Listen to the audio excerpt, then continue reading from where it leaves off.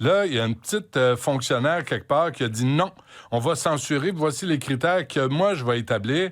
Ben là, c'est ça. Moi, je pensais qu'on se débarrassait des vieux livres, là, les livres qui tombent un petit peu en ruine. J'ai senti que la personne en charge là, avait besoin de justifier un peu parce qu'il y a beaucoup, beaucoup de livres sur le christianisme là, qui ont été enlevés.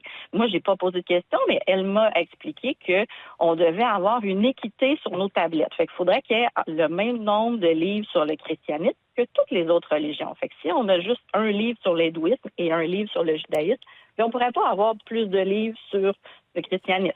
Là, on est rendu dans les BD. Puis là, les BD Yakari. Alors ça, elle me dit, ça doit tout partir, ces BD-là. Je suis là, oui. Elle dit, oui, ça, c'est rempli de stéréotypes. On peut pas garder ça sur les tablettes. Là, ça continue, mais on est rendu au BD de Tintin.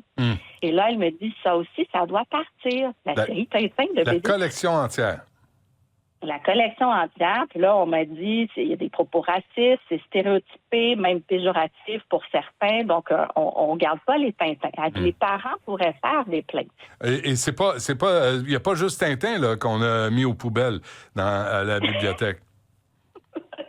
Là, ça s'est poursuivi avec les BD Archie. Donc, on se rappelle, là, Archie, là, c'est comique, là. Là, elle me dit ça aussi, ça doit partir. J'ai posé la question à la dame, je dis là, est-ce que c'est une consigne à l'échelle du Québec? Est-ce que c'est partout dans les écoles que vous retirez les BD de Tintin, par exemple? Cette dame-là, elle suit la consigne qui lui a été donnée, dans le fond. Fait que faudrait... Wow. Puis là, je lui dis, pourquoi on n'a pas des 3 lunes pour notre 3e cycle?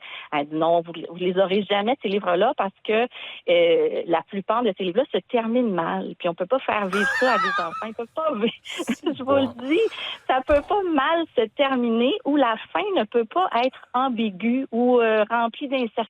Il faut vraiment que l'enfant sache exactement comment ça se finit et il faut que ça se termine bien. Il faudrait appeler la Courte Échelle. C'est une bonne maison d'édition qui publie depuis des décennies.